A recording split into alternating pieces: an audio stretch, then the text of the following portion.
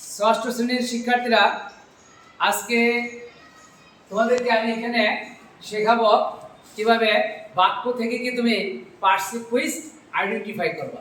এখানে একটা বাক্য থেকে কিন্তু কি 8 প্রকার পার্টিসিপেন্ট কি বের হবে। তো এখন বাক্যটা কি, wow he and the naughty kid are playing happily in the room. এই বাক্য থেকে আমরা খুঁজে খুঁজে বের করব। সবার আগে নাউন। নাউন মানে কি নাম। তাহলে এই বাক্যের মধ্যে নাউন কি কি আছে? ক্যাট। আর কি আছে? রুম। তাহলে দেখো, তাহলে লিখে ফেলো ক্যাট কমা রুম। প্রোনাউন, নাউনের পরিবর্তে যা বসে তাহলে প্রোনাউন কি হবে? হি। খেয়াল করো, প্রোনাউন কি? হি। অ্যাডজেক্টিভ, অ্যাডজেক্টিভ মানে দোষ গুণ সংখ্যা। এখানে কি নটি, নটি অর্থে মানে কি দুষ্ট। তাহলে এটা কি তার গুণ না? একটা ভালো গুণ, একটা খারাপ গুণ, বাট এটাও কিসে যাবে? অ্যাডজেক্টিভে। তাহলে কি হবে? Naughty, N A U G H T Y. Verb, verb মানে কি কাজ।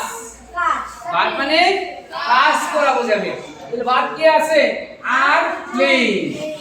আর কি প্লেইং। তারপরে অ্যাডভার্ব, অ্যাডভার্ব মানে কি অ্যাডজেক্টিভ এবং ভার্বের কাজকে কি করবে? বিষয়িত করবে। অ্যাডভার্ব কি হ্যাপিলি, তারা যে খেলা করছে কিভাবে? আনন্দের সাথে। কিভাবে? আনন্দের সাথে। কিভাবে?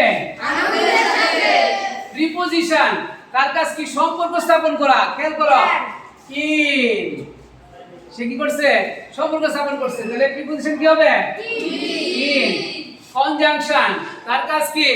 ওয়ার্ড বা সেন্টেন্স কে যুক্ত করা। এই যে হি এন্ড, তাহলে এখানে কনজাংশন কি? এন্ড। তারপরে কি? ইন্টারজেকশন কি? মনের ভাব। ওয়াও মানে কি?